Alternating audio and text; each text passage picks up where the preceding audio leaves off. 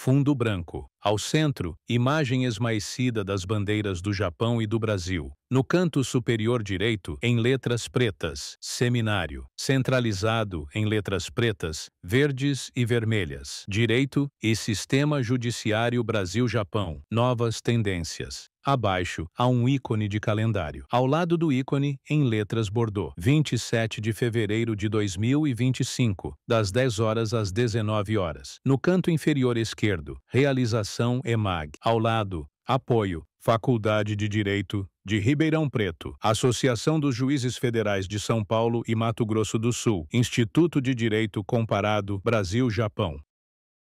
Então, é uma grande satisfação estar com as senhoras e os senhores nesse momento. Auditório de paredes brancas. Ao fundo, há 3 mastros com as respectivas bandeiras: São Paulo, Brasil e Mato Grosso do Sul. Centralizado, há uma bancada de madeira com 3 lugares. Ao centro, está o desembargador federal Herbert de Bruyne. Na parte inferior da tela, surge um retângulo branco. À esquerda, logo EMAG. Ao centro, em letras pretas, Herbert de Bruyne, desembargador federal do TRF-3. Homem de pele branca, traja óculos de grau, camisa branca, gravata cinza e paletó azul. Nesse evento bastante importante, com questões de bastante interesse relativa às questões jurídicas do Japão. Como sabemos, né, os problemas humanos são semelhantes em todos os lugares. Vai mudar o contexto e a maneira como se pode buscar, né, encontrar soluções para esses problemas, né? E é isso que a gente está visando aqui, né? Estudar, analisar, e todo conhecimento é sempre enriquecedor, né? E verificar a maneira como no Japão tem se tratado determinadas questões, como temos visto hoje aqui, é algo que só pode nos acrescentar e fazer refletir sobre essas questões. Aqui conosco temos hoje o ilustre professor Hisashi Ikeda. O professor Hisashi Ikeda é professor de Direito do Trabalho e Emprego na Escola de Pós-Graduação em Direito da Universidade de Hokkaido, Juris Doctor pela Faculdade de Direito da Universidade de Tóquio, instituição onde também obteve bacharelado em Direito. É membro de interesse público da Comissão de Relações Trabalhistas da Prefeitura de Hokkaido e membro da Associação de Direito Trabalhista do Japão.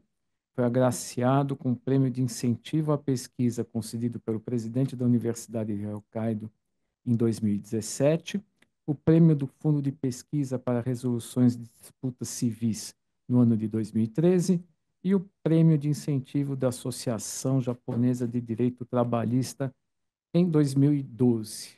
Então, como os senhores podem ver, é um estudioso, bastante premiado, reconhecido no Japão, que vem nos trazer sua experiência aqui, né?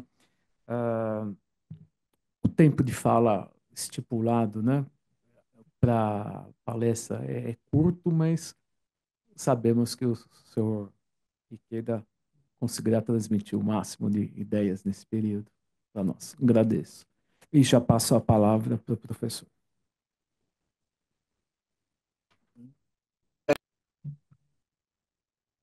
Obrigado. Olá.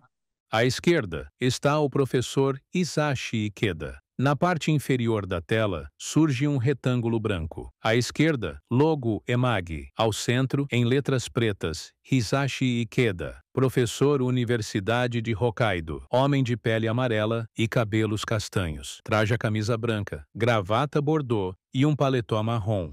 I'm Hisashi Ikeda, Eu, Professor of Labor and eu Employment Law at sou Hokkaido University in Japan. professor de Direito I'm Trabalhista na afraid Universidade de it's Hokkaido, em already overtime. Japão. O nosso tempo é Thank you for your curto, patience. mas muito obrigado por I'd sua like to paciência. introduce Fundo vermelho. À esquerda, em um retângulo, apresentação de slides. Fundo branco, em letras pretas, escritos em inglês. Ao centro, há uma faixa verde. Nela, escritos em branco. Abaixo, em letras pretas, Hisashi Ikeda, e escritos em inglês. À direita, em um retângulo, transmissão de vídeo do auditório. Eu gostaria de the apresentar application of law a aplicação da to lei precarious work a in trabalho Japan. precário no Japão. Nos anos recentes, houve utilização bastante ampla de regras, mudou bastante o estilo de trabalho entre trabalhadores no Japão. Spot work tem se tornado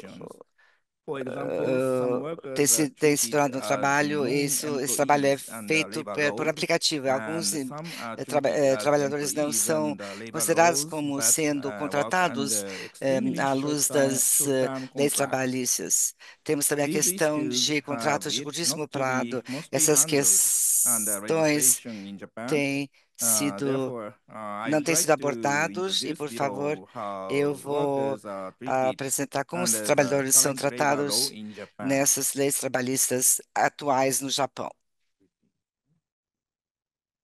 Novo slide, fundo branco. No topo, há uma faixa verde com escritos em letras brancas. Ao centro, em letras pretas, escritos em inglês. Na parte inferior, há uma faixa cinza.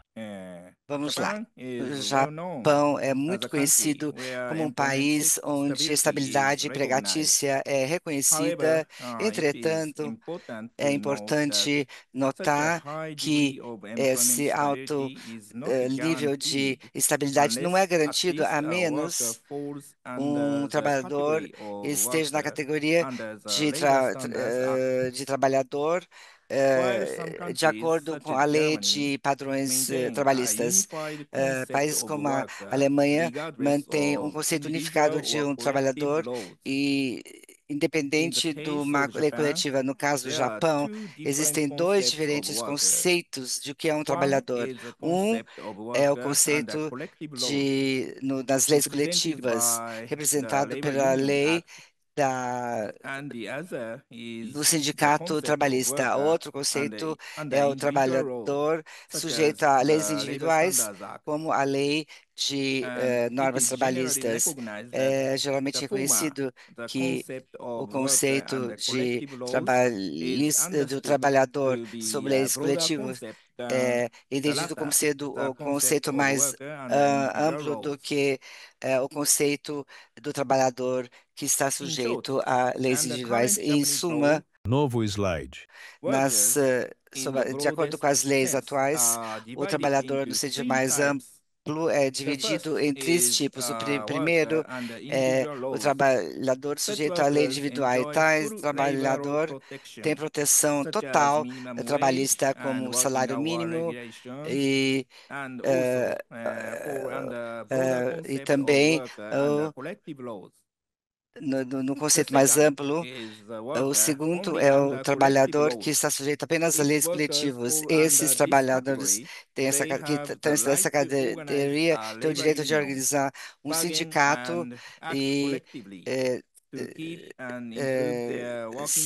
e lidar com contratos coletivos. No Japão, esse tipo de acordo coletivo é obrigatório até um certo ponto para empregadores. Por exemplo, o sindicato que lida com o acordo coletivo, esses sindicatos lidam com problemas entre os empregadores e empregados. Por exemplo, um exemplo desse categoria são os motoristas de Uber. A terceira categoria é o trabalhador que não é um trabalhador sob as leis individuais nem sob as leis coletivas. A proteção trabalhista não é garantida a esse tipo de categoria de trabalhador. Então, nas previsões da lei antimonopólio, pode ser aplicável essa terceira categoria de trabalhador. Novo slide. No canto superior direito, em preto, a letra C. Ao centro, há uma elipse amarela com a letra B. Na elipse, há um círculo laranja com a letra A. Então, o relacionamento entre esses três conceitos é representado aqui nessa imagem. Vamos ver como cada tipo de trabalhador é julgado. Novo slide. No título e abaixo, em letras brancas e pretas, escritos em inglês. O conceito é geralmente ditado pela diferença na definição do artigo 9, que é a Lei de Padrão Laboral, que define o trabalhador, que define um trabalhador sendo uma pessoa que, número um, é empregado por um negócio ou um escritório e recebe salário a partir do seu trabalho. E, portanto, a definição de salários e emprego são bastante amplos, não são imediatamente definidos por esse artigo. O critério pelos quais os trabalhos usam e são usados para todos os fins baseado nessa lei de padrão trabalhista.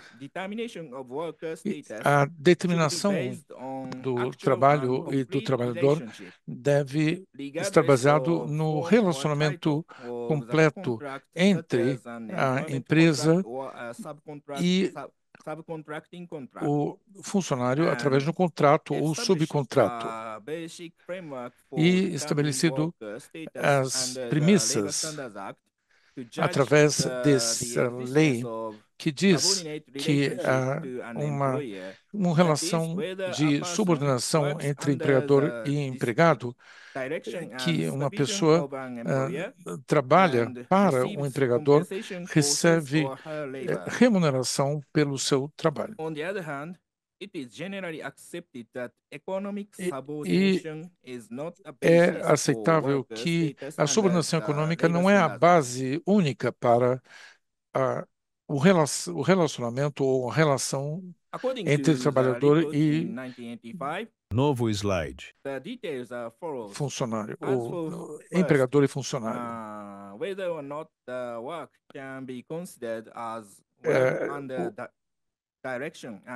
Isso seria julgado à luz de que, se ou não, o trabalhador tem a liberdade para aceitar as regras de execução do trabalho. Isso depende da jornada do trabalho e se o trabalho seja substituível.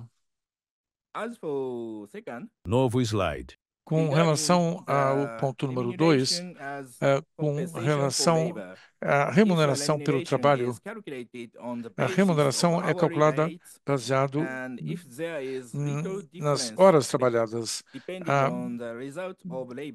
Haverá alguma diferença dependendo dos números de horas trabalhadas.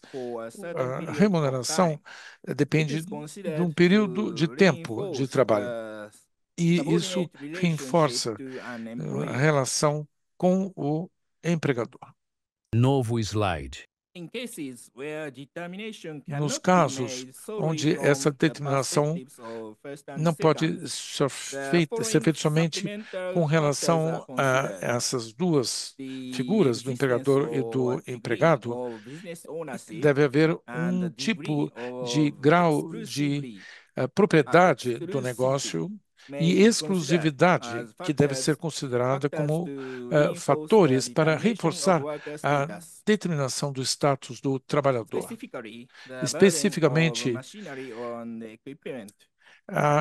os encargos com maquinário, o tamanho da remuneração e também a responsabilidade por danos. Novo slide. Por outro lado, o artigo 3 da Lei dos Sindicatos Trabalhistas define trabalhadores como usado na lei, significam que essas pessoas essas pessoas que vivem dos seus salários ou uma renda equivalente, independentemente do tipo de ocupação. Não há disputa sobre o conceito do trabalhador pela lei dos sindicatos trabalhistas, porque, ao contrário do conceito da palavra trabalhador, através dessa lei dos sindicatos trabalhistas, o trabalhador não precisa estar necessariamente empregado. Existe uma interpretação muito mais ampla do que o critério para definir a extensão da lei padrão dos trabalhadores. No entanto, Novo slide. portanto, há 3 decisões sucessivas da Suprema Corte em 2011 e 2012. O Shinkuritsu, caso através da subordinação econômica, isso deve levar em conta a função do trabalhador dentro do seu trabalho. Novo slide. Existem alguns tipos de decisões da Suprema Corte que envolvem vários aspectos. Em primeiro lugar, a integração dentro da organização empresarial, ou que ele está empregando. Depois, uma determinação rotinária e unilateral do conteúdo do contrato. Número 3, a remuneração pelo trabalho. E também existem outros pontos suplementares, como, por exemplo, a possibilidade de responder a requisições pelo trabalho. Também cláusulas trabalhistas no sentido mais amplo da palavra. E também tempo para descanso. E também a propriedade significativa de negócio deve ser interpretada como um fator negativo que afeta o status do trabalhador. Novo slide. Com relação a esses fatores, as leis coletivas, a lei dos sindicatos, diz que o trabalhador deve ser obrigado a responder a requisições para o trabalho, mas a lei dos sindicatos trabalhistas diz que o trabalhador somente deve ser obrigatório a responder para o trabalho onde existir uma relação trabalhista, mesmo que não exista obrigação dentro do contrato de trabalho. Isso é entendido como uma relação moderada de subordinação dentro do status do empregador. Os fatores 4 e 5 são fatores básicos da sentença quando determinando o status do trabalhor sob as leis do sindicato. E os 4 e 5 são elementos suplementares da sentença quando determinando o status do trabalhador sob a LUA, que é a Lei dos Sindicatos Trabalhistas.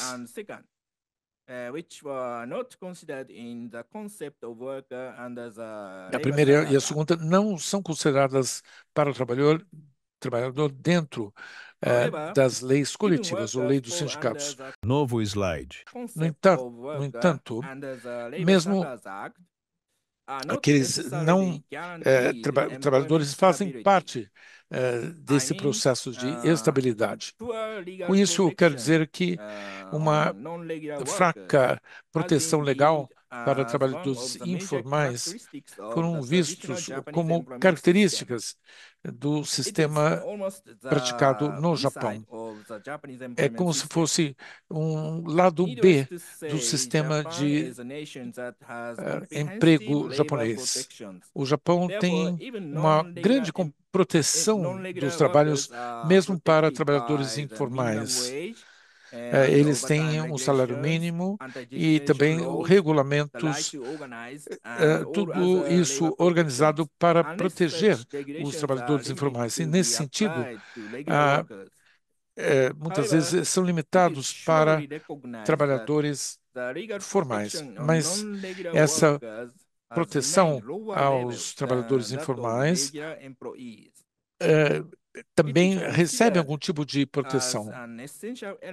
É considerado, essa proteção legal é considerado fundamental para os trabalhadores informais.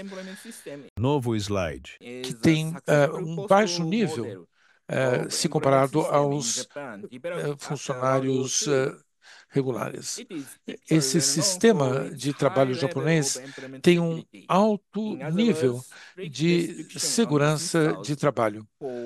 Isto é uma restrição com relação às demissões. Isso requer que qualquer demissão seja aceitável, Novo slide. Seja razoável de maneira objetiva e socialmente aceitável. Existem três requerimentos. Em primeiro lugar, trabalhando com contrato de trabalho permanente.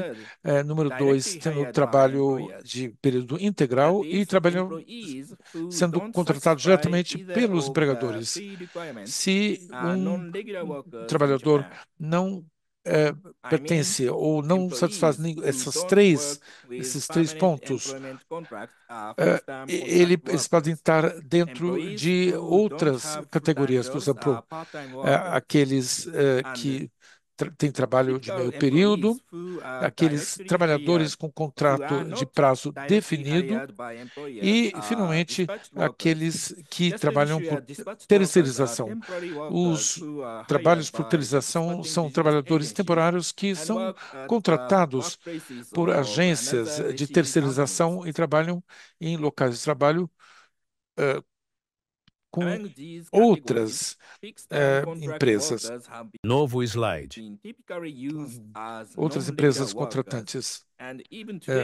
Muitos dos trabalhadores informais são aqueles trabalhadores que trabalham por tempo definido, incluindo aqueles que trabalham meio período ou terceirizados. Na Europa, existem as razões objetivas, eles têm que ter um contrato de tempo definido sem que pessoas não podem ser demitidas, que existe uma restrição muito grande na hora de despedi-lo. No Japão, tradicionalmente, não há restrições legais. A única limitação dos contratos é o limite do tempo ou do período de um contrato. Novo slide. Em teoria, o contrato de trabalho de tempo definido termina automaticamente quando expira o período. Isso significa que a proteção legal contra a demissão não é aplicada. Da mesma forma, quando a redução da força de trabalho é necessária, os empregadores japoneses eles acabam recusando a renovação dos contratos de tempo determinado. Since dismissal of regular station workers are severely restricted under the abuse of the right to dismiss salary.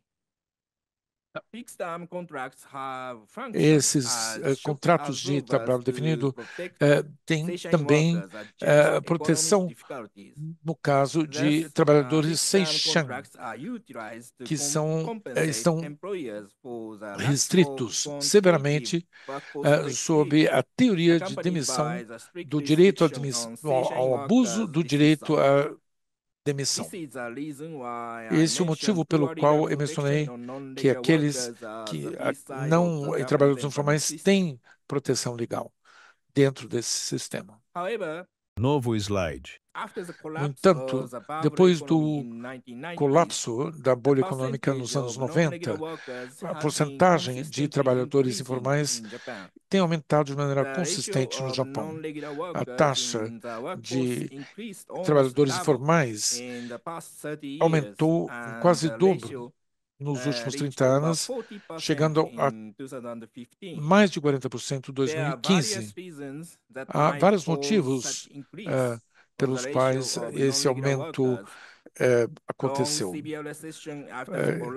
Existe, por exemplo, o problema do colapso da economia, da bolha econômica, também a presença de mulheres para ajudar a renda familiar, então o contrato de trabalhadores limitados por um período de tempo.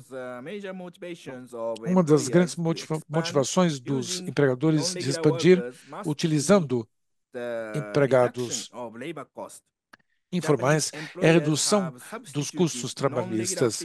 Os empregadores substituíram aqueles trabalhadores por tempo indeterminado por aqueles por tempo determinado. Como resultado, até o governo japonês está pensando seriamente na contratação de trabalhadores informais depois da crise financeira de 2008, porque muitos dos trabalhadores regulares registrados perderam seu trabalho na crise financeira causada pela falência do Lehman Brothers em 2008. Em 2012, foi promulgado a lei de contrato trabalhista para garantir a estabilidade de trabalhadores informais e a passagem de emprego instável para trabalho estável. De acordo com essa regra de conversão,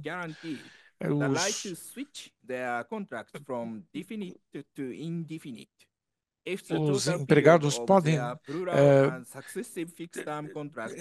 passar de contrato de trabalho por prazo determinado para contrato de trabalho sem prazo determinado. Isso foi feito no sentido de garantir um alto nível de segurança para aqueles trabalhadores que trabalham há muito tempo para uma única empresa.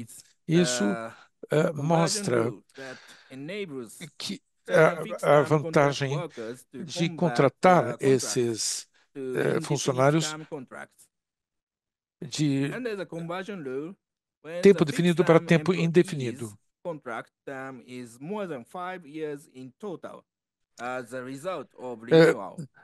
Houve um período total de contratos de termo determinado para mais de 5 anos.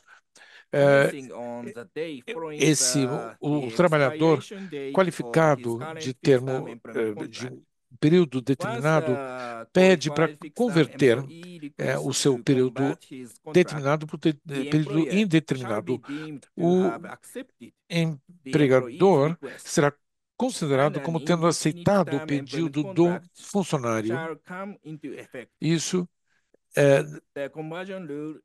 deve levar a melhorar o contrato com os funcionários utilizando o seu status, trabalhando mais, ou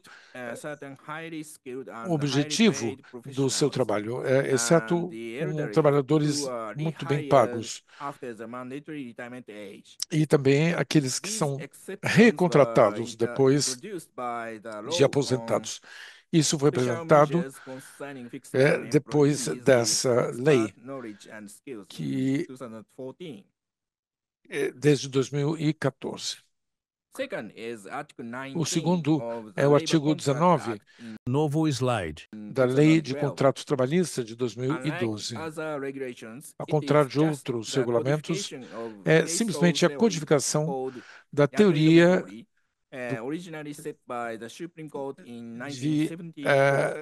de direito de caso, chamado Yatoi Dome Hori. De acordo com essa teoria legal, tendo em vista a demissão de empregados com contrato de período indefinido, existe esse abuso do direito de demissão, deve ser aplicada por analogia para recusar a renovação de contratos de emprego de tempo fixo. Novo slide. Two requirements is as follows. When the set Existem dois casos employment contract onde has been esse repeatedly contrato renewed in the past, foi and it is renovado no found passado that terminating e the verificou-se fixed-term que, employment contract ao by terminar not esse renewing contrato, when the contract term expires is É, socially deemed to be equivalent deve to the ser dismissal equivalente of an à indefinite demissão. term contract employee.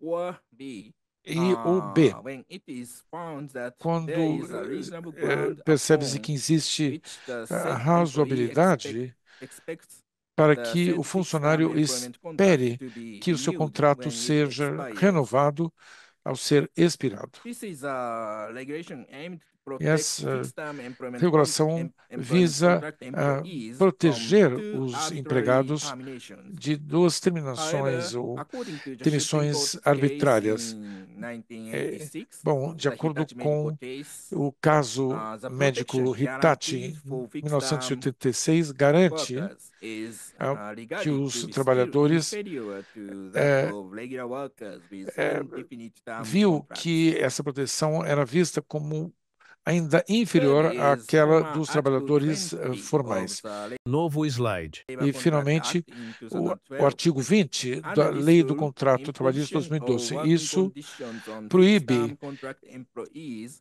unreasonably different diferentes from those of diferenças indefinite-term contract employees by reason that não the employment term is explicáveis fixed, de is condições de prohibited. trabalho entre trabalhos An permanentes overview of e its não application is permanentes. provided Novo slide. in the Isso PowerPoint é handout, but oferecido I will skip the details here. For nesse example, in contrato. determining Por exemplo, unreasonableness, nos the details ditames, of duties of the as employees, defesas, the extent of change of such duties and work locations, o tipo and de other dever dos circumstances funcionários are totally taken into que muitas consideration. vezes devem ser levados em consideração. In short, it prohibits Novo slide. Em suma, differences in working conditions trata-se between de regular permanent diferenças employees and razoáveis non-regular fixed-term entre employees, taking trabalhadores into regulares e não account all regulares, sob contratos de prazo circumstances. determinado, e todas as circunstâncias devem ser levadas em conta. In 2018, Novo slide. Em under the 2018, so-called Work-Style Reform sob Act, a Lei de Reforma former do Estilo Article de 20 Vida, of the Labor o Contract Act artigo was 20 developmentally da integrated Lei into de former Contrato Article 8 Trabalhista se and 9 of the Part-Time integrou Workers os Act. artigos 8 e As a 9 result, former da Article Lei 20 de of the Labor Contract Trabalhadores Act was abolished, de and the former Part-Time Workers Act was renamed e from esse artigo the foi Act on Improvement in Employment renomeado Management como of Part-Time Workers to e se the Act on tratava-se da Improvement gestão de in trabalhadores Employment em Management of período Part-Time de meio Workers and período Fixed-Term Workers. e em contraste com trabalhadores em regime. Now, Article 8 Novo slide. total. Agora, o artigo 2 dessa lei, da revisão dessa lei, que trata de trabalhadores em tempo integral em meio período, trata-se das diferenças no tratamento entre os trabalhadores regulares e não regulares, sob contrato de prazo determinado. As diferenças não devem ser não razoáveis à luz dos detalhes dos seus deveres, o escopo e as possibilidades de mudanças nos seus deveres, o escopo e a possibilidade de relocação e outros elementos relacionados. Novo slide. Além disso, o artigo 9 dessa lei revisada, que tratava da melhoria na gestão de trabalhadores de tempo integral e de não tempo integral, os trabalhadores sob contratos de prazo determinado são considerados como sendo equivalentes a trabalhadores regulares e estão cobertos pela proibição de um tratamento discriminatório. E isso, e aqui também isso se refere a treinamento e outros tipos de benefícios. Novo slide. E para concluir, como visto no Japão, os trabalhadores são divididos em 3 categorias e o direito de negociação coletiva foi garantido para trabalhadores sob leis coletivas, para aqueles sob leis individuais. Essas leis foram também implementadas para trabalhadores não regulares, e essa lei já está em vigor há 15 anos. No caso,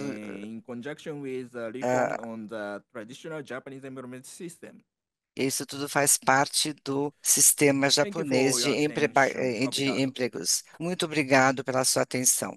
Novo slide. No canto esquerdo, fotografia. É dia. Na Universidade de Hokkaido, estátua de William Smith Clark com um dos braços estendidos. Em frente a ela, o professor Hisashi faz o mesmo. No canto direito, em letras pretas, escritos em inglês, e os créditos. Hisashi Ikeda. Hisashi@juris.rokudai.ac.jp.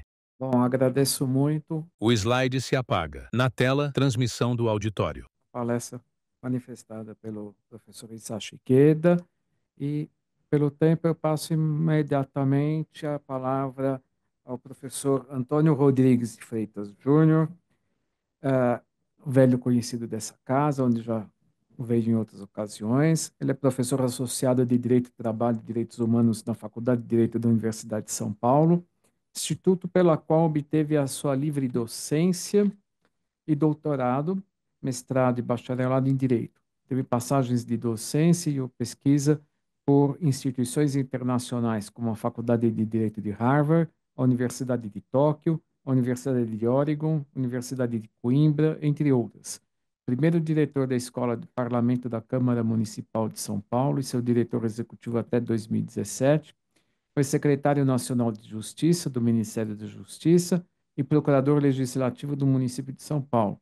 Foi agraciado pelo Conselho Nacional de Justiça com o Prêmio Conciliar Legal Ensino Superior em 2017. Com os nossos cumprimentos, eu passo a palavra ao eminente professor. Desembargador Herbert, meus amigos, minhas amigas, doutor. Na bancada, à direita, está o professor Antônio. Na parte inferior da tela, surge um retângulo branco. À esquerda, logo EMAG. Ao centro, em letras pretas, Antônio Rodrigues de Freitas Júnior, professor da USP. Homem de pele branca, cabelos e bigode castanhos. Traja óculos de grau, camisa branca, gravata cinza e paletó preto. Meus queridos professores, meus mestres aqui, que nos guiam nas nossas reflexões acerca do sistema de justiça brasileiro, em comparação com o sistema de justiça do Japão. E professor Bruno, Takahashi, na pessoa de quem eu agradeço a Imag pelo convite e a todos os que estão aqui já há tanto tempo debatendo assuntos relevantes, porém que demandam reflexão, atenção e algum esforço de comparação sobre tudo. Eu tenho a impressão que o subtitle deste evento, comparando a justiça, o sistema de justiça brasileiro, o sistema de justiça do Japão, basicamente se resume ao contraste abissal entre a quantidade, o tamanho, a grandeza da litigância do Brasil, no Brasil, e a grandeza da litigância no Japão. Isso se explica por diversos fatores. Há diferentes, inclusive, correntes de explicação. O doutor Bruno tem uma tese importante discutindo também esse aspecto. Me recordo que outros orientandos na Faculdade de Direito da USP, alguns dos quais, sob inspiração do professor Kazuo e do professor Masato, também estudaram autores fundamentais como Kawashima, como, enfim, John Haley, Hampshire e outros autores que se dispuseram sistematicamente a refletir sobre esse profundo contraste da maneira pela qual o sistema de justiça brasileiro passa essencialmente pela litigância e o sistema de justiça japonês passa por outros caminhos que não predominantemente o da litigância. O tema do encontro de hoje, e especificamente dessa mesa, é trabalho precário. Quando eu estava ouvindo o professor Ikeda, nas suas considerações iniciais, introdutórias, eu tenho uma forte sensação, professor Ikeda, me corrija se eu estiver errado, que o Japão hoje vive uma dualidade de sistemas de regulação do trabalho semelhante àquele norte-americano. Nos Estados Unidos existe um sistema chamado Labor Law, que é o sistema devotado aos trabalhadores, poucos ainda, infelizmente, em percentual bastante diminuto, trabalhadores que estão cobertos pela negociação coletiva do trabalho, portanto, pelos chamados Collective Bargaining Agreements, ou seja, acordos coletivos de trabalho. Esses trabalhadores têm um sistema de regulação altamente protetor, altamente eficiente, com a presença marcante da ação sindical e com um sistema de arbitragem e o chamado Step-by-Step Grievance Procedure altamente legitimado, não só pela presença dos sindicatos, como também pela concordância, pela aceitação dos trabalhadores. Em compensação, a maioria dos trabalhadores dos Estados Unidos da América do Norte hoje fazem parte daquele sistema do Employment Law, ou seja, são trabalhadores que não são cobertos pela proteção sindical e são absolutamente castigados pela jurisprudência conservadora da Suprema Corte norte-americana, mais recentemente a célebre cláusula de waiver, em que eles foram privados da class action, privados da proteção dos sindicatos, ainda que em sede de class action, e foram devolvidos a um sistema de arbitragem que pertence à lei de 1924, que é a arbitragem tipicamente comercial. Então, a maneira de provocação, eu tenho a impressão que alguns países vivem essa ambiguidade de sistemas de regulação que interferem claramente nas políticas, nas possibilidades de se desenvolverem políticas de aperfeiçoamento do sistema de proteção. Dito isso, voltando um pouco à ideia de precariedade, de trabalho precário, o trabalho precário tá lá em 1867, está no Capital, de Karl Marx. Na verdade, a precariedade das relações de trabalho é um tema recorrente, um tema que remonta ao início da Revolução Industrial, à afirmação da Revolução Industrial. Mas hoje ele tem uma outra fisionomia, uma outra característica bastante diferente. Por quê? Porque o fenômeno da precarização hoje responde à lógica da exaustão do chamado welfare state, do sistema de bem-estar social. Naqueles países em que ele foi, de um modo ou de outro, de maneira mitigada, como nos Estados Unidos da América, ou não, como na França, no Reino Unido, em outros países, o declínio do welfare state e o declínio dos chamados 30 anos gloriosos, que se estendem a partir do segundo pós-guerra e vão até as duas crises dos anos 1970, as crises do petróleo dos anos 1970. Portanto, o esgotamento desse modelo, que era baseado nas grandes empresas, em trabalhos de vida toda, semelhantes àqueles que a gente admira ainda prevalecer na realidade laboral japonesa. Trabalhadores que ingressavam e faziam uma carreira inteira numa só empresa e, portanto, tinham uma relação com a empresa de instituição. A empresa tinha e se identificava como uma instituição.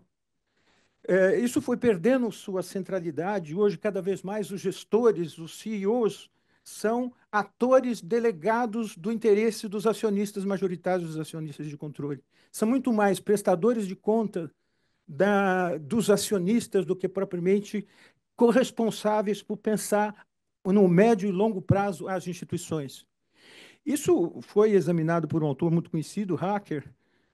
O professor Hacker ele escreveu um livro chamado, um seminal, que ele chama Shift the Risk of Unemployment e outros risks, ou seja, mudou-se o risco do emprego, um risco que era antes assimilado como parte do custo da produção empresarial da grande indústria, passou a se gradualmente transferir para o próprio trabalhador.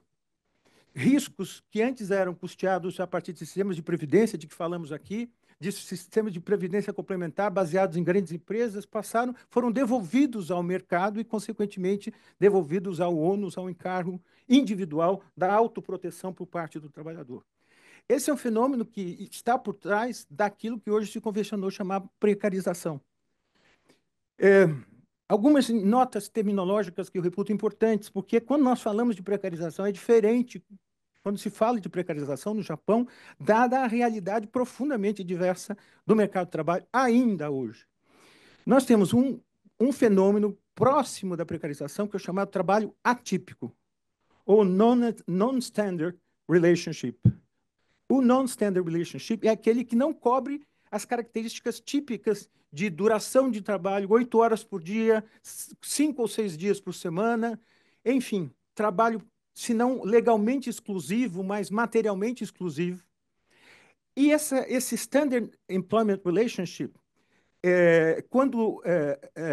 por ser característico do trabalho, especialmente do trabalho de origem industrial, quando ele é discrepado na situação concreta, esse tipo de relação que não corresponde ao Standard Relationship passa a ser denominado trabalho atípico.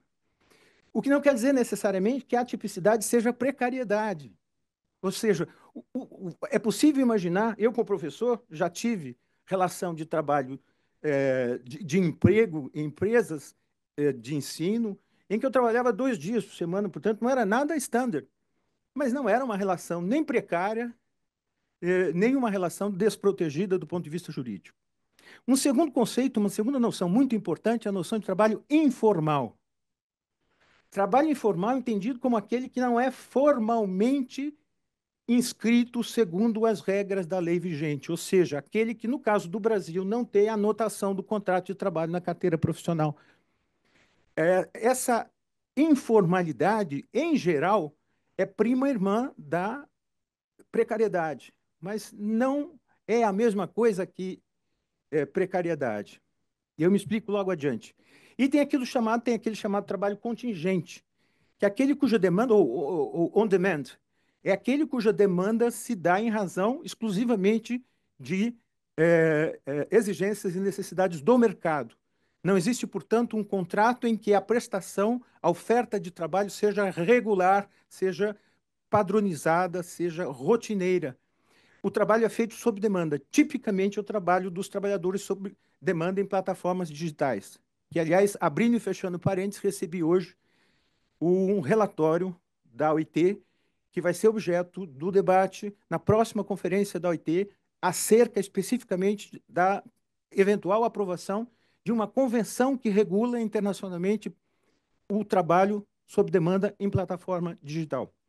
Muito bem, pela importância contemporânea e pela importância global que esse fenômeno tem e sob também o ponto de vista da capacidade que tem de gerar trabalhador precário. Não, os senhores, descendo aqui a Rua da Consolação, no centro de São Paulo, professor Queda, é difícil imaginar que aqueles motoqueiros, que aqueles rapazes que estão fazendo entrega de moto sejam empreendedores. custa a crer que eles sejam caracterizáveis como empreendedores. São trabalhadores largados a absoluto desamparo da proteção jurídica, nem mesmo da proteção securitária. Isso é preciso, essa situação, no meu ponto de vista e no ponto de vista da OIT, é absolutamente aceitável no século XXI. É algo que, se no século XVIII, XIX, seria indesejável, no século XXI, é um escárnio. Pois bem, por que eu estou tratando desses fatores? Para que a gente veja, por exemplo, que há certos tipos de trabalho típico que é, ao mesmo tempo, precário. Eu dou um exemplo. Os trabalhadores que são migrantes irregulares, ou melhor, migrantes indocumentados, mas são trabalhadores regularmente reconhecidos pela legislação trabalhista, podem vir a ser, mas são trabalhadores que, pela sua circunstância de migração indocumentada, se sentem fragilizados e não reclamam seus direitos, não postulam seus direitos e, consequentemente, são vulnerabilizados pela circunstância da irregularidade ou da ausência de documentação na sua situação migratória. Outro exemplo inverso. O trabalho pode ser formal e precário. Um trabalho formal e precário, por exemplo, é o trabalho intermitente, é o trabalho contingente. No Brasil, existe já, a partir da reforma trabalhista, existe a possibilidade de regulação legalmente prevista do trabalho intermitente ou do trabalho contingente. E, a despeito de ser legalmente possível, não torna ou não deixa de fazer modalidade de trabalho típica e caracteristicamente precária. Bom, há muitas definições de trabalhos precários, eu já vou caminhando no sentido do apontamento de algumas características que sejam definidoras, e eu me louvo aqui não da minha percepção pessoal, mas de um relatório do Bureau of Workers' Activity, o chamado ACTRAF, da ILO, ILO's Bureau of Workers' Activity. É um trabalho muito importante, um relatório de 2016, em que ele apresenta um conjunto, um decálogo de características do trabalho precário. Porque não existe uma única definição para trabalho precário, embora todos nós saibamos que a precariedade das relações de trabalho seja talvez o maior desafio da regulação do trabalho nos nossos tempos. Primeira característica, a transferência do risco de que já me falei, ou seja, o risco da previdência, o risco do contrato, das condições, da cobertura em situação de necessidade, deixa de ser do Estado ou do empregador e passa a ser do próprio trabalhador. Segunda característica, esse trabalho tende a se instaurar com maior frequência na chamada economia informal. Mas ele está também na economia formal, isso é importante dizer. Mesmo trabalhadores formalmente registrados são trabalhadores que podem sofrer vulnerabilidades que os tornam, digamos assim, suscetíveis de um tipo de exploração do trabalho que não é moralmente aceitável nos dias de hoje e é desigual, é assimétrica em relação às condições de outros trabalhadores. Terceiro fator, múltiplas configurações jurídicas, ou seja, não existe apenas um modelo jurídico que expresse a ideia de trabalho precário. A precarização pode se expressar por diferentes formas jurídicas de contratação, como eu procurei demonstrar nas distinções anteriores. Quarto lugar, eles são de níveis subjetivos, de diferentes níveis subjetivos de insegurança. Teve um autor, o Guy Standing, que usa uma expressão que ele chama os 4 As, né? Anger, enemy, anxiety e alienation. 4 características de fragilização que estão presentes no trabalho precário. Quinto predicado, incerteza quanto à duração do trabalho. A duração no sentido da duração do vínculo, da relação, não a duração de jornada ou duração semanal de trabalho. Múltiplos empregadores, não raras vezes o trabalhador precário presta serviço para múltiplos empregadores ou para múltiplos tomadores do trabalho. É o caso desses trabalhadores em plataforma, que estão subordinados, em parte, às regras de autoridade, de gestão, de subordinação e de disciplina das plataformas, ao mesmo tempo que são também subordinados às demandas dos adquirentes do serviço. Sétimo lugar, a relação de emprego, em geral, é mascarada, disguised. É mascarada no sentido de que não existe uma clara e antecipada definição dessa relação como uma relação de emprego. Disguised, ou seja, ela digamos, camuflada por diferentes fatores. Esse é um predicado, não é propriamente uma avaliação moral do porquê isso ocorre. Oitavo, sem acesso à proteção social, em igualdade de condições dos demais trabalhadores de relações de emprego típico. Nono, baixa remuneração, se comparado com as médias de remuneração dos trabalhadores ocupados na economia de trabalho sob vínculo de emprego típico. E, por último, obstáculos à organização. Saibam os senhores e as senhoras que não há setor em que exista menor índice de sindicalização e menor importância do papel dos sindicatos do que nos setores de maior precarização da relação de trabalho. Seja pelo fato de que existem diversos empregadores, seja pelo fato de que a relação é mascarada, seja pelo fato de que o trabalhador ganha menos e, em geral, é aproveitado em posições de menor prestígio, de menor relevância na estrutura empresarial. Enfim, por esse conjunto de fatores, esse relatório me parece que é um guia para a gente entender o fenômeno da precarização, que é, agora para concluir para valer, que é seguramente o maior desafio da proteção e da regulação do trabalho, não direi nem da proteção, da regulação do trabalho nos nossos dias. Eu queria imensamente agradecer a brilhante exposição do professor Ikeda, que acrescentou alguns dados e atualizou alguns outros que eu já tive a oportunidade de aprender com a professora Akio, numa ocasião em que ela nos ofereceu generosamente uma disciplina de pós-graduação na Faculdade de Direito da USP. Eu só queria, só para esclarecer, professor Ikeda, eu vi que a quantidade de trabalhadores que o senhor chamou de irregular cresceu ao ponto de 40%, inclusive impactado por diferentes crises, a crise do Lehman Brothers, etc. Mas eu queria o dado, se o senhor tiver, o dado inverso. Quantos trabalhadores, apesar de todas as crises, ainda no Japão, são, do ponto de vista estatístico, são empregados em trabalho de longa duração, portanto, trabalho regular, emprego regular? O senhor teria esse dado? Porque, assim, se tirarmos 40, fica algo em torno de 60%, mas não, o número não necessariamente é assim aritmético. O professor Isashi traja fones de ouvido. Did you get it? Did you understand my question? Thank you for your question. I'm sorry, but I don't have... Okay, never mind. Just for curiosity, okay? Thank you. Muito obrigado, muito obrigado. Obrigado, professor. Obrigado, doutor.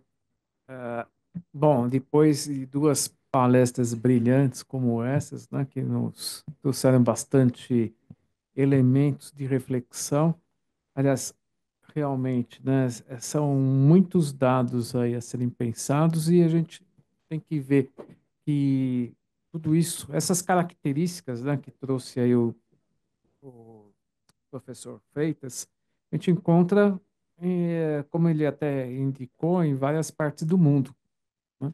Tem acontecido no Japão, com essa progressão aí que dobrou o número de não regulares em apenas 30 anos e hoje chegou a 40%.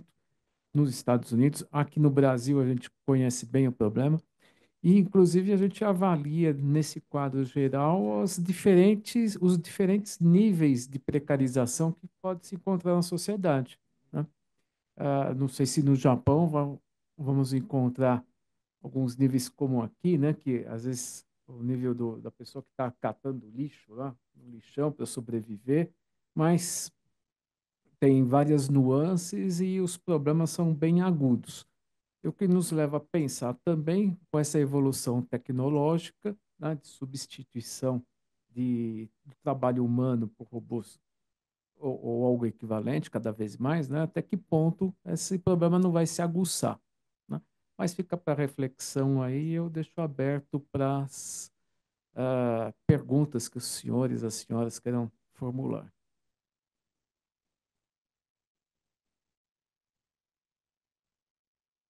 Pois.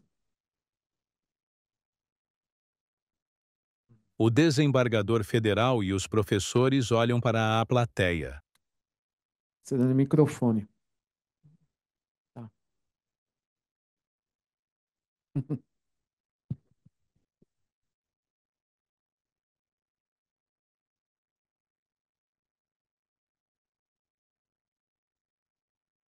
Bom, só tenho a agradecer, né, o brilhante palestra do professor Ikeda, bem como a complementação do professor Freitas.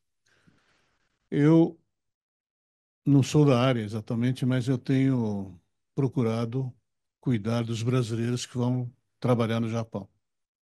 Isso começou há uns 35 anos atrás, e sabemos que os brasileiros não. A imagem alterna para a plateia, que é composta por cadeiras pretas, onde homens e mulheres estão sentados. Na parte inferior da tela, surge um retângulo branco. À esquerda, logo EMAG. Ao centro, em letras pretas, Masato Ninomiya, professor da Faculdade de Direito da USP. Homem de pele amarela e cabelos grisalhos, que traja camisa branca, gravata cinza, paletó preto, está em pé e segura um microfone.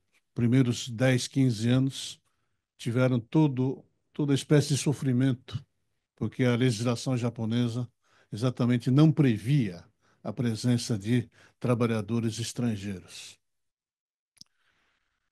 A partir do século XXI, inclusive com a sua explicação, né, realmente a legislação japonesa começou a reconhecer, né, diversos tipos de trabalhos e, imagino eu, estão incluídos também os estrangeiros. São 3 milhões de estrangeiros que estão hoje no Japão. Mais de 500 mil chineses, quase 500 mil vietnamitas, cerca de 400 mil coreanos, mas que estão lá por outras razões que não vem a discutir. 250 mil filipinos, 210 mil brasileiros e quase 200 mil nepaleses. Enfim, só estou citando os números, né?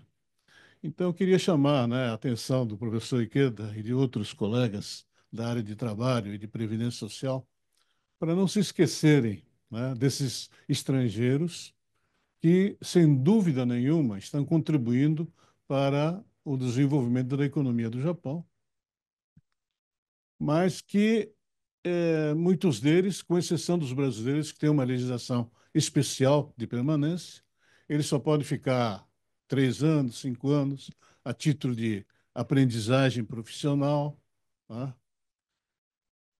E a questão de previdência também, né? Os brasileiros sofreram muito com a questão de previdência. Em 2005, o presidente Lula esteve no Japão quando, pela solicitação nossa, ele propôs a celebração do Acordo de Previdência com o Japão. Isso durou 7 anos e foi celebrado em 2012, mas não chegou a salvar, entre aspas, os brasileiros que não tinham pago a Previdência, por questões de falhas legislativas, por questões de interesse dos agenciadores, enfim. Então, nós temos um grande número de brasileiros, segunda geração, Niseis, que estão envelhecendo, ou envelhecendo aqui no Brasil, ou envelhecendo no Japão, e que não existe uma previdência para salvar a situação deles. Fala-se até na criação de asilos de brasileiros Niseis no Japão. Hoje, o Sanseis, terceira geração, está na frente do trabalho. E agora nós estamos falando em Yonseis, quarta geração, porque em breve esses de terceira geração já não estarão mais podendo trabalhar. Mas a legislação japonesa é muito restrita e não prevê os Yonseis como descendentes. Então, os Yonseis criaram um sistema de admissão que é difícil ser preenchido por eles, né? Limite de idade era de 30 anos, agora vai para 35. Não pode levar família. Tem que ter um conhecimento mínimo de japonês, tudo bem. precisa ter um apoiador, que é uma espécie de fiador. Enfim, toda espécie de restrições para não deixar o pobre do Yonsei entrar no Japão. Então, essa é a nossa bandeira de luta. Mas, ao mesmo tempo, a salvaguarda, né, das pessoas que estão necessitadas, que são exatamente os Niseis e Sanseis que estão envelhecendo. Por outro lado, tem algumas notícias boas, né, de mais de 1.000 filhos de brasileiros que ou foram para lá na tenra idade ou nasceram por lá, que receberam educação no Japão e hoje estão galgando até mesmo cursos técnicos ou universitários. Temos casos de 2 brasileiros de origem japonesa que foram aprovados no tal de Shoshiken, né? E são hoje advogados formados, exercendo a profissão. Um deles, inclusive, ainda está aqui no Brasil como diretor superintendente do CIAT. E tem também um médico também que se formou e tem a licença médica no Japão, o que é uma coisa muito diferente do Brasil, porque no Japão, ainda que formado numa faculdade de medicina, tem que prestar o exame nacional de medicina para poder exercer a medicina. Então, da mesma forma que a colônia japonesa aqui no Brasil, né, há 117 anos vem crescendo, né? Hoje tem aqui magistrados, advogados, diplomatas, militares, médicos, engenheiros. Dessa forma, então, a colônia, o descendente de brasileiros no Japão também estão progredindo. Por questões de direito nacionalidade do Japão, né? Nem todos aqueles que nascem no Japão são japoneses, mas eu sei que muitos brasileiros têm visto permanente e alguns deles já estão se naturalizando, né? E sem nenhuma restrição no Brasil, devido à emenda 131 de 2024, se não me engano, em que permite a dupla nacionalidade, né? Bom, enfim, eu só queria, então, fazer esse comentário para o professor Ikeda e outros professores, né, para que, por favor, tenham atenção com os estrangeiros que estão no Japão, que, naturalmente, estão inclusos, né, nesse rol, né, de diversos tipos de trabalhadores precários ou não precários. Era esse o meu comentário. Muito obrigado. Obrigado, doutor Marcelo. Seus comentários bastante pertinentes, relevantes. A transmissão retorna para a bancada. Pelo adiantado da hora, eu vou até vendo essa mesa, né, e já convocando os demais, né, com um agradecimento tanto ao professor Isashi Ikeda pela sua brilhante palestra, como pela não menos brilhante palestra do doutor Antônio Rodrigues de Freitas. Muito obrigado. Fundo branco. Ao centro, imagem esmaecida das bandeiras do Japão e do Brasil. No canto superior direito, em letras pretas, seminário. Centralizado, em letras pretas, verdes e vermelhas. Direito e Sistema Judiciário Brasil-Japão. Novas tendências. Abaixo, há um ícone de calendário. Ao lado do ícone, em letras bordô, 27 de fevereiro de 2025, das 10 horas às 19 horas. No canto inferior esquerdo, realização EMAG. Ao lado, apoio, Faculdade de Direito de Ribeirão Preto, Associação dos Juízes Federais de São Paulo e Mato Grosso do Sul, Instituto de Direito Comparado Brasil-Japão. Auditório de paredes brancas. Ao fundo, há 3 mastros com as respectivas bandeiras: São Paulo, Brasil e Mato Grosso do Sul. Centralizado, há uma bancada de madeira com 5 lugares. Ao centro, está o juiz federal Bruno Takahashi. Na parte inferior da tela, surge um retângulo branco. À esquerda, logo EMAG. Ao centro, em letras pretas, Bruno Takahashi, juiz federal da Terceira Região. Homem de pele amarela e cabelos pretos. Traja óculos de grau, camisa branca, gravata marrom e paletó preto. Nos promovendo o intercâmbio Brasil-Japão. Antes de apresentar até o professor Masato, me parece que tanto o professor Masato como o professor Kazu, eles lutaram e fizeram tantos projetos em tantas áreas que, como eu já disse para o professor Massato agora no almoço, ele não vai ser possível ter um discípulo só do professor Kazu, do professor Massato. A gente vai ter que ter vários discípulos em cada uma das áreas que eles atuaram. A gente vai ter que se multiplicar para isso, porque um só não vai bastar. E dentro desse âmbito, desse espectro, é importante ressaltar que esse evento foi uma tentativa da gente reativar e começar a ter mais eventos do Instituto de Direito Comparado Brasil-Japão. Então, a ideia é que, se possível, se permitirem, a gente vai tentar enviar depois para quem quiser se associar ao Instituto de Direito Comparado, por e-mail, alguma informação, né, professor, para que as pessoas possam se inscrever e participarem desse momento de renascimento, digamos, do Instituto pós-pandemia. Então, acho que é uma forma também da gente continuar. Claro que sem o brilhantismo deles, e como eu disse, a gente vai precisar de muitas mãos para fazer o que eles fizeram sozinhos, né, e que vem fazendo. Mas eu acho que é esse que é o espírito de futuro, né, e de perspectiva da comparação do direito Brasil-Japão. Vou passar a palavra ao professor Masato Ninomiya antes, fazendo uma breve apresentação do currículo. O professor Massato é professor doutor sênior do Departamento de Direito Internacional e Comparado da Faculdade de Direito da Universidade de São Paulo. É bacharel em Direito tanto pela mesma universidade, como também bacharel em Letras Português e Japonês pela Faculdade de Letras, Filosofia e Ciências Humanas da USP também. Também é mestre e doutor em Direito pela Universidade de Tóquio, onde foi professor visitante, também sendo professor visitante em outras universidades japonesas e estrangeiras. Atualmente, ele é professor visitante da Universidade Musashino, especialista em Direito Internacional Público e Internacional Privado, Direito Comparado e Direito do Comércio Internacional. É advogado militante, está doutor público e intérprete juramentado junto à Junta Comercial do Estado de São Paulo. É presidente do Centro de Informação e Apoio ao Trabalhador no Exterior, conhecido CIAT, desde sua fundação em 1992. É conselheiro da Japan Society for Promotion of Science e da Fundação Ashinaga. É membro da International Law Association no Japan Branch.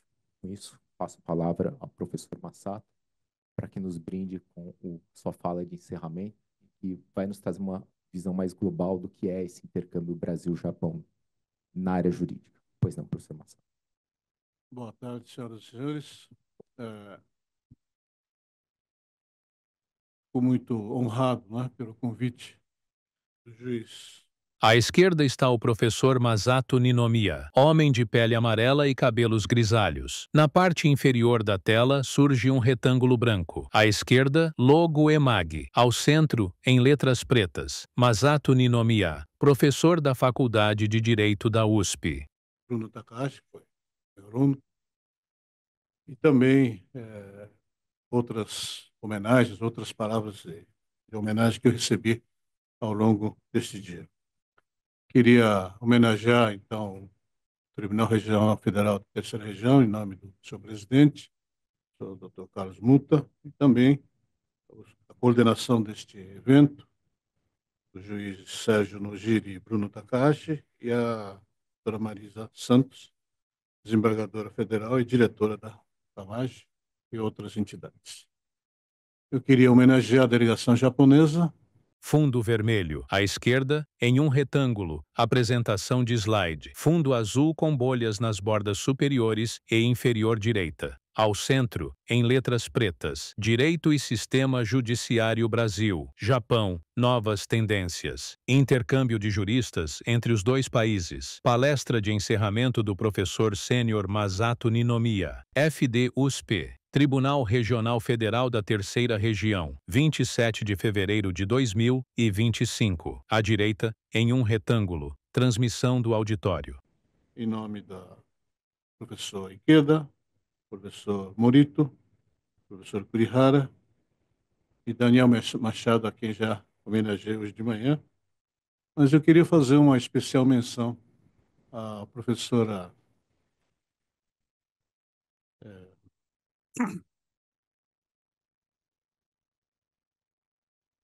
Shimamura, que foi minha estagiária em 2002. Ela veio para o Brasil para estudar português. Ela era uma aluna de língua portuguesa na Universidade de Tóquio para estudos estrangeiros e caiu no meu escritório para estudar português.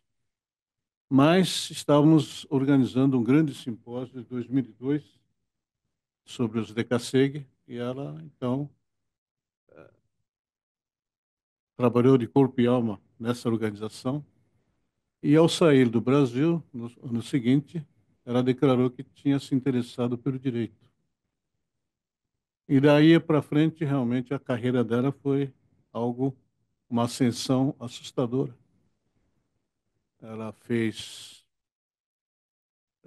Law School na Universidade de Tóquio, foi aprovada no concurso difícil do Instituto de Treinamento Jurídico,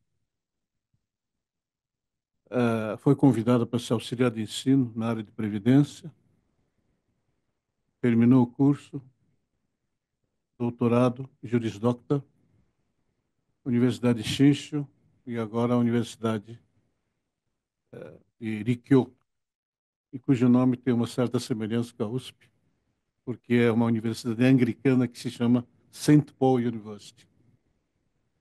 Então, eu realmente fico muito feliz, né, em ter contribuído para formar essa jurista japonesa, né, com conhecimento em língua portuguesa, que ao lado do Daniel Machado são duas forças, além de outras pessoas, no Japão, que têm conhecimento de direito brasileiro. Eu gostaria de projetar alguns slides, porque, enfim, a história dos descendentes japoneses na área jurídica. Não sei como é que faz isso aqui.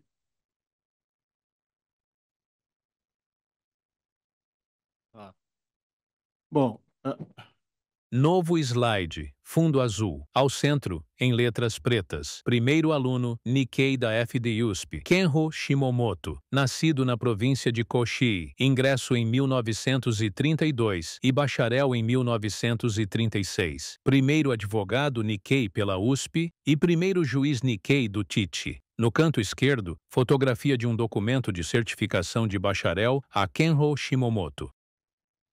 Este certificado aqui é do senhor Kendo Shimomoto, nascido na província de Kochi, entrou na Faculdade de Direito de São Paulo em 1932. Pela data, os senhores verem que ainda não existia a Universidade de São Paulo. A Universidade de São Paulo foi criada em 1934. Então, ele, como entrou na Faculdade de Direito de São Paulo, essa Faculdade de Direito de São Paulo se transformou na USP, e ele se formou na USP em 1936. Foi o primeiro advogado Nikkei formado pela USP. Havia outros advogados já formados por outras universidades, mas pela Faculdade de Direito da USP ele foi o primeiro. Foi advogado durante muitos anos e também foi o primeiro juiz Nikkei do TIT.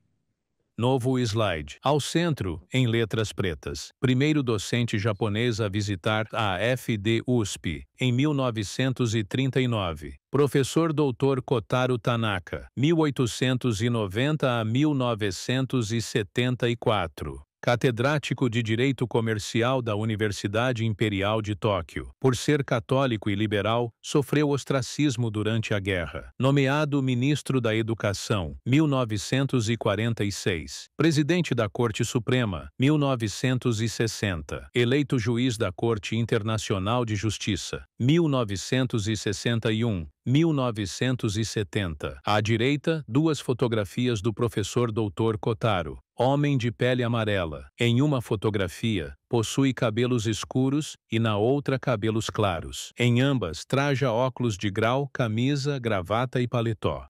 Bom, aqui é o primeiro docente japonês a visitar a Faculdade de Direito da USP. Kotaro Tanaka era professor de Direito Comercial na Universidade Imperial de Tóquio. Uma carreira absolutamente invejável, católico fervoroso. Esteve no Brasil numa missão de amizade, uma embaixada de amizade, em 1939. Portanto, às vésperas do início da guerra, e provavelmente o governo japonês o enviou para mostrar que o Japão não tinha interesses imperialistas na América do Sul. Ele veio de navio, passou por Recife, onde deu palestra, conheceu grandes nomes, passou pelo Rio de Janeiro, veio para São Paulo, visitou algumas colônias japonesas no interior, daqui foi para Buenos Aires foi para Chile e depois voltou para o Japão. Uma viagem de 5 meses e meio pela América do Sul e pelos Estados Unidos. Só que ele era considerado como liberal, então durante a guerra ele foi colocado no ostracismo, mas depois da guerra, então, ele ressurge diretamente como ministro da Educação, depois diretamente como presidente da Suprema Corte, observando que no Japão o presidente da Suprema Corte não se elege entre os seus pares. É o governo que escolhe alguém como ele, e ele exerceu a presidência da Suprema Corte por muitos anos, e aos 70 anos, quando ele caiu na compulsória, ele foi eleito para ser juiz na Corte Internacional de Justiça em Haia. Como retribuição à visita dele, então, no mesmo ano de 39... Novo slide, em letras pretas. Primeiro docente brasileiro a visitar o Japão, agosto de 1939. Professor Sebastião Soares de Faria, diretor da FDUSP. Sebastião Soares de Faria, professor de penal na faculdade, esteve no Japão. Eu tinha aqui uma fotografia do diploma que ele levou para o Japão, mas eu não consegui para hoje, então fica apenas a citação. Em 1971, o cônsul-geral do Japão deu uma palestra na faculdade. Essa é a sala da congregação.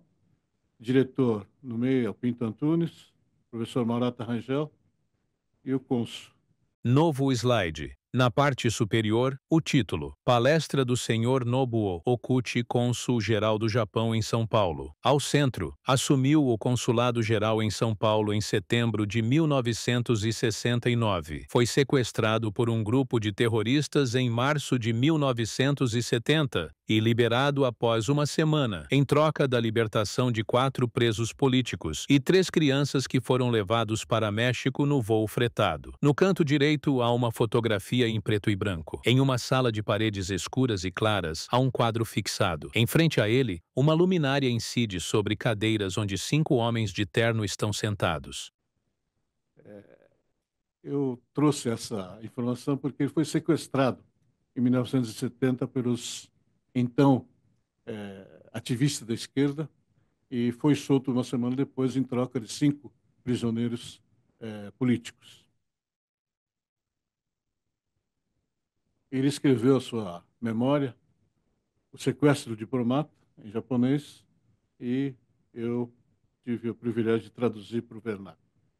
Novo slide. Ao centro, em letras pretas, permaneceu no seu cargo por mais de 3 anos e retornou ao Japão para assumir novas funções, inclusive a Embaixada do Japão em Portugal. Voltou para o Brasil em 1979 como embaixador, a seu pedido. No canto direito, capas de 2 livros. Um de página branca e cinza, com os escritos em letras pretas. O Sequestro do Diplomata. Memórias Nobuo Okuchi. Abaixo, há um quadrado de borda verde e interior vermelho. O outro livro possui uma capa vermelha de bordas brancas, em branco e preto, escritos em kanji. Ao centro, ilustração da região dos olhos e nariz de um rosto humano de pele acinzentada com sobrancelhas escuras sobre um par de olhos verdes e de uma máscara bocal preta. O interessante é que, apesar de ter sido sequestrado, etc., 10 anos depois ele pede para voltar como embaixador no Brasil. O primeiro professor, depois da guerra, né, que veio como intercambista, foi o professor Jiro Sudo. Ele era professor de Direito Internacional Privado na Universidade Keio. Novo slide. Em letras pretas, o título: Reinício do intercâmbio com o Japão no período pós-guerra. Ao centro, visita do professor Jiro Sudo de Direito Internacional, privado da Universidade Keio, 1971. Sua família imigrou para o Brasil na década de 30, mas ele retornou ao Japão antes da Segunda Guerra. Serviu na Marinha Imperial e voltou ao Brasil em 1971 para rever seus familiares. À direita, fotografia em preto e branco. Nela, fachada de uma porta. À frente, 3 homens de pele amarela, cabelos escuros, camisa clara, gravata escura e ternos. Bom, hoje na Keio quase ninguém mais o conhece, mas ele foi imigrante na década de 30. Só que ele voltou para o Japão, se tornou professor e por muitos anos ele apoiou o nosso movimento de intercâmbio entre o Brasil e o Japão. Essa é a antiga sala de diretores, esse quadro, né, de diretores da faculdade hoje estão no museu, na sala ao lado da congregação. Novo slide. Centralizada, fotografia. Em um cômodo de paredes brancas e marrons, fileiras de quadros com a fotografia dos diretores preenchem as partes brancas. Abaixo, uma cadeira, 2 poltronas e um sofá vermelho. No sofá, 3 homens de terno estão sentados. Novo slide. Em letras pretas, o título: Visita dos professores Alfredo Buzaide, Celso Neves e Kazuo Watanabe ao Japão em 1979. Ao centro, participação no Congresso Japonês de Direito Processual Civil, a convite do professor Susumu Ito da Universidade Keio. À direita, livro de capa vermelha. Em letras pretas, Código de Processo Civil Brasileiro. Em branco, kanjis. O professor Kazuo Watanabe, já diversas vezes homenageado pelas pessoas que me antecederam, esteve no Japão, numa missão acadêmica, junto com o professor Buzaide, o professor Celso Neves, que foi meu professor, para um congresso em 1979, a convite do professor Susumu Ito, que era professor de processo civil na Universidade de Keio. Na época eu estava, juntamente com o advogado japonês, Dr. Fuji, traduzindo o Código Processual Civil de 1973. Eu, de processo, não entendo nada, porque estudei com o Código de 39, né? E hoje nem o Código 73 está mais em vigor. Então, realmente, é muito difícil acompanhar, né, a mudança legislativa aqui no Brasil. E, juntamente também com o professor Seiichi Mori, da Universidade de Keio, eu tive o privilégio de traduzir, preparar, né, esse glossário de termos jurídicos português e japonês. Novo slide. Em letras pretas, o título: Celebração do Convênio de Intercâmbio Acadêmico entre as Faculdades de Direito da USP e Keio, 1981. Ao centro, Constituição do Instituto de Direito Comparação Brasil-Japão, com participação de juízes, promotores, advogados e estudantes de direito em geral. Professores da Keio na USP: Seiichi Mori e Tsukasa Miyajima. À direita, 2 quadros de bordas brancas. No primeiro, cartaz branco com linhas vermelhas, quadrados verdes e retângulos amarelos. Em preto, kanjis, em letras vermelhas. Glossário português-japonês de termos jurídicos. No segundo, fotografia. Em um auditório de paredes marrons, ao fundo, há uma bandeira preta com uma faixa horizontal vermelha. À frente, em um palco, homens e mulheres estão sentados. À frente, 2 mulheres em pé cercam um púlpito e um microfone. Então, essa foto à direita, bandeira da Universidade de Keio, um dos simpósios que houve sob a égide do Instituto de Direito Comparado Brasil-Japão. Depois, então, eu tive o privilégio, né, de lecionar na Universidade de Tóquio, Meiji, Musashino, Shinshu, Hiroshima e outros. Novo slide. Título em letras pretas. Diversos convênios na área jurídica que se seguiram. Ao centro, Universidades de Tóquio, Meiji, Musashino, Shinshu, Hiroshima e outros. À esquerda, 2 fotografias. Na primeira, é dia. Ao fundo, a Universidade de Tóquio. À frente, um homem. Na segunda, sala de paredes de madeira. Diante de um púlpito e um microfone, está um homem de pele amarela e cabelos pretos. Ele traja camisa branca, gravata colorida e terno preto. E aqui alguns dos meus orientadores, né? Novo slide. Professores orientadores. Ao centro, professores Sueo Ikehara, de D-Peer, 1987, e Eiichi Hoshino, de D-Civil, 2002. Ambos orientadores de MN na FD. Universidade de Tóquio. À direita, 2 fotografias. Na primeira, um homem de pele amarela e cabelos pretos, traja óculos de grau, camisa branca, gravata vermelha e terno cinza. Um homem de pele branca e cabelos grisalhos, traja óculos de grau, camisa branca, gravata e terno cinzas. Um homem de pele amarela e cabelos grisalhos, traja óculos de grau, camisa branca, gravata cinza e terno azul. Na segunda, diante de uma mesa longa com microfones, uma fileira de homens sentados. Aqui embaixo, o professor Ikehara, ao lado do professor Crepera, imagino eu. E também, na foto de cima, palestra do professor Ikehara, presidido pelo saudoso professor Inês Stenger. E aqui o simpósio, aquele simpósio de 2002, que aqui o Shimamura ajudou a preparar. Novo slide. Professor Eiichi Hoshino. Ao centro, 3 fotografias. À esquerda, fotografia do professor Eiichi Hoshino. Um homem de pele amarela e cabelos grisalhos que traja óculos de grau, camisa branca, kimono preto com detalhes em amarelo e uma faixa vermelha ao redor do ombro. Abaixo, fotografia de uma placa roxa, em letras brancas escritos em francês. À direita, fotografia de uma sala de paredes marrons, diante de uma mesa longa com microfones e copos com água. Uma fileira de homens sentados. Desculpe, isso não é de 2002, isso é de 1998. Quando o professor Eiichi Hoshino, essa foto do lado esquerdo, foi meu último orientador na Universidade de Tóquio, quando a foto dele, quando ele recebeu o título de honoris causa, doutor honoris causa pela Universidade de Paris, Panthéon-Assas. E aqui, esse simpósio de direito comparado do Brasil e Japão foi uma grande marca da discussão da reforma do Código Civil do Brasil e do Japão.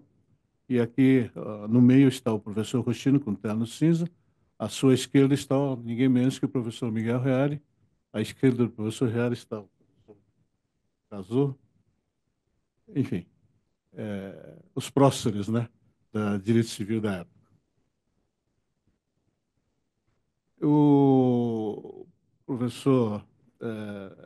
Novo slide. Visita do ministro Mutsu Tahara, da Suprema Corte do Japão, que proferiu palestra na FDUSP e foi recebido no STF, STJ, TST e STM em Brasília, 2008. Ao centro, 2 fotografias. À esquerda, em uma sala, há um quadro fixado na parede. Em frente a uma mesa e um ramo de flores, 3 homens e uma mulher. À direita é dia. Ao fundo, prédio do Supremo Tribunal Federal. À frente, 5 homens e uma mulher. O Manito estava lembrando, né?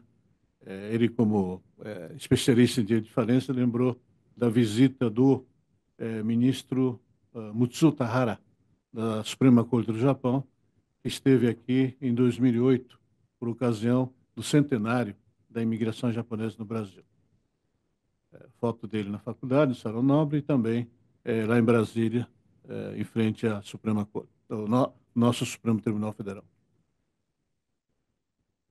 E aqui, outras fotos de intercâmbio. Novo slide. Visita do reitor da USP, professor João Gandino Rodas, à Universidade de Tóquio, Keio, Meiji e Hiroshima. Ao centro, 2 fotografias. À esquerda, ao fundo, parede de divisas marrons e vitrais azuis. À frente, 6 homens de terno. À direita, em uma sala de paredes e cadeiras brancas com detalhes em vermelho, 2 homens em pé e 2 homens sentados sorriem. O professor João Gandino Rodas, na época diretor e depois reitor da Universidade de São Paulo, esteve no Japão para visitar algumas universidades com que tem intercâmbio. Nessa foto do esquerdo, a Universidade de Keio, está o professor Ikeda e outros professores da Keio, e à direita, na Universidade Meiji.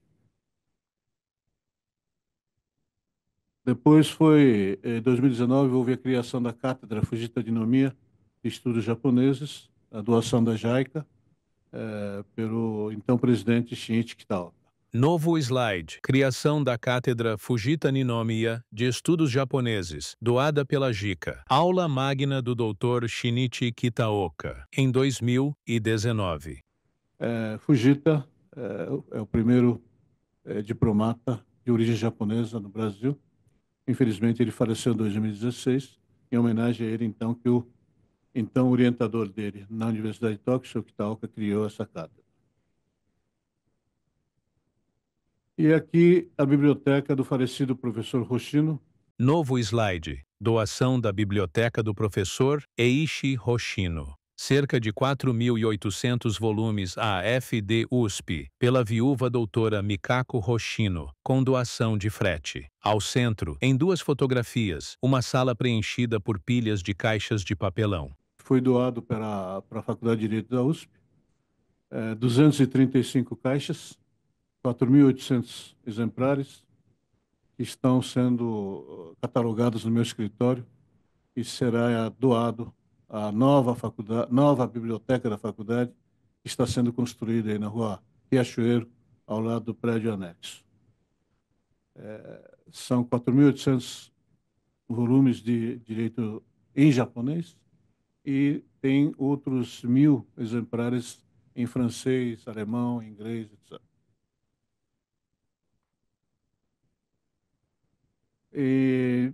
Novo slide. Visita do juiz Yuji Iwasawa, da Corte Internacional de Justiça de Haia, no dia 18 de outubro de 2023, que proferiu a palestra Enforcement of International Law, na sala Rui Barbosa Nogueira. Ao centro, há uma fotografia. Em uma sala de paredes brancas com quadros de moldura amarela, assentos cercam uma mesa de cor preta. À frente, 2 homens em pé sorriem. 2023 esteve também o meu antigo colega na Faculdade de Direito da Universidade de Tóquio, hoje juiz na Corte Internacional de Justiça em Haia, o senhor Yuji Iwasawa. E aqui... Novo slide. Visita do príncipe herdeiro Naruhito, hoje imperador, à FD-USP, por ocasião do centenário da imigração japonesa, 20 de junho de 2008. Ao centro, 2 fotografias. À esquerda, na sala de paredes brancas, uma multidão ao redor do príncipe Naruhito, homem de pele amarela e cabelos pretos que traja camisa branca, gravata e terno preto. Segura um papel e está diante de um tripé com microfone. À direita, fotografia com foco no príncipe. Ao fundo, há um mastro com a bandeira do Japão. Ninguém menos que o atual imperador do Japão. Ele esteve na faculdade no dia 20 de junho de 2008. Essa foto da esquerda, ele encontrou com 43 estudantes, representantes de cada unidade da USP, e proferiu um discurso inesperado, falou em português. Um marco das relações Brasil-Japão. E à direita também, ele passou pelo Salão Nobre, onde ele recebeu homenagem dos membros do Conselho Universitário, congregação, funcionários da faculdade e membros da colônia. Esse, então, em rápidas pinceladas, né, é a história do intercâmbio Brasil-Japão na área de direito. Então,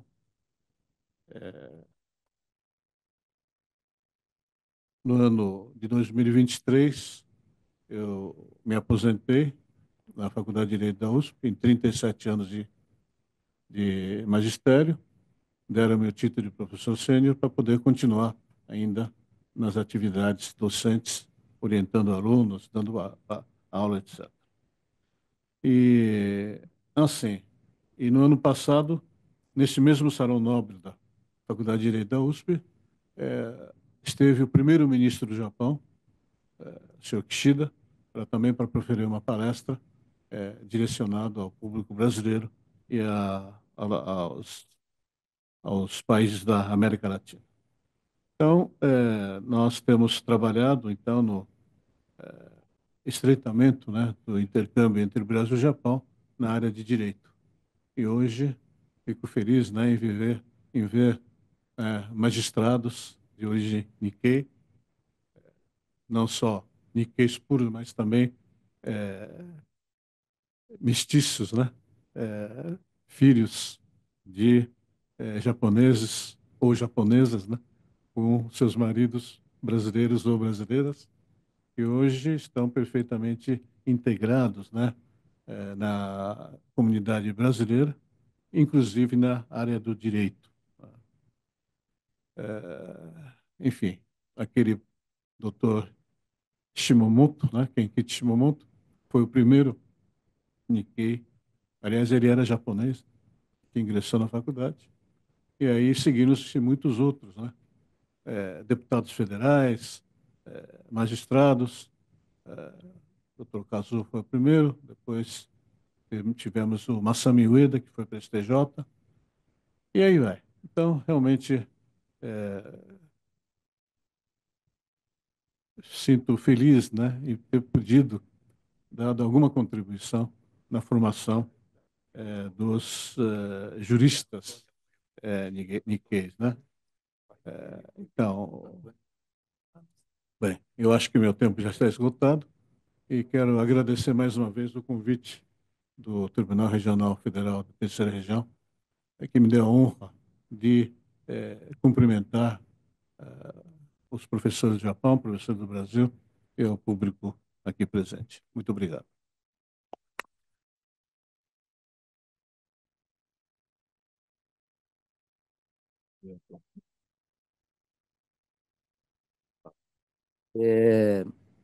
A transmissão de slide se encerra. Na tela, transmissão do auditório. Assim, acho que do ponto de vista de direito comparado, a gente falar de um intercâmbio Brasil-Japão, assim, nós percebemos que há um grande vazio, né?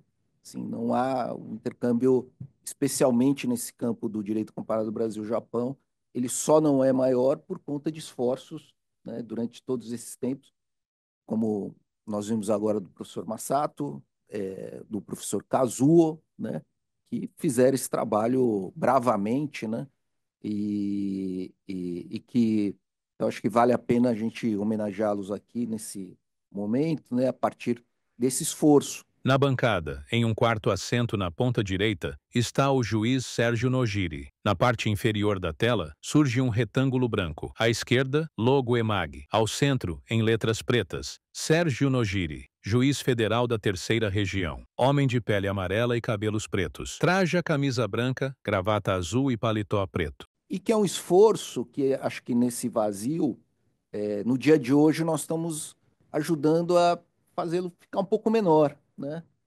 Encurtar distâncias. Então, acho que a ideia de hoje é dar continuidade ao trabalho, né?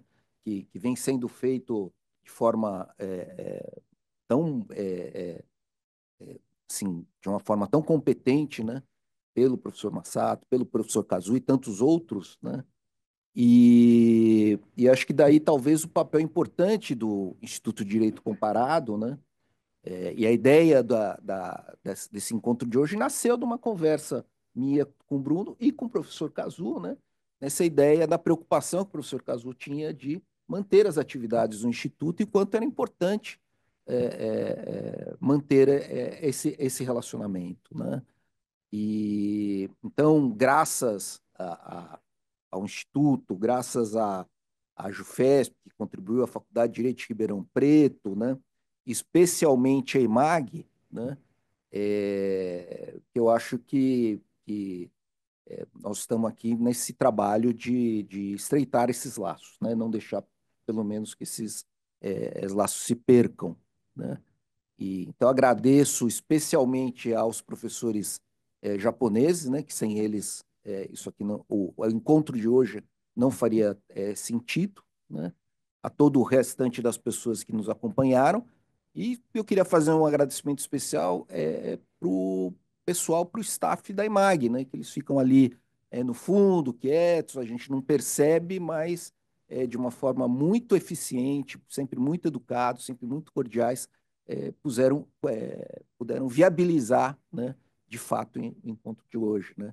Então, termino agradecendo a todos, né? E boa noite, um bom carnaval, um bom final de semana para todos. Obrigado. Fundo branco. Ao centro, imagem esmaecida das bandeiras do Japão e do Brasil. No canto superior direito, em letras pretas, seminário. Centralizado, em letras pretas, verdes e vermelhas. Direito e Sistema Judiciário Brasil-Japão. Novas tendências. Abaixo, há um ícone de calendário. Ao lado do ícone, em letras bordô, 27 de fevereiro de 2025. Das 10 horas às 19 horas. No canto inferior esquerdo, realização EMAG. Ao lado, apoio, Faculdade de Direito de Ribeirão Preto. Associação dos Juízes Federais de São Paulo e Mato Grosso do Sul. Instituto de Direito Comparado Brasil-Japão. Fundo cinza. Ao centro, em letras vermelhas e azuis, EMAG. Esferas coloridas emolduram a letra G, formando um triângulo.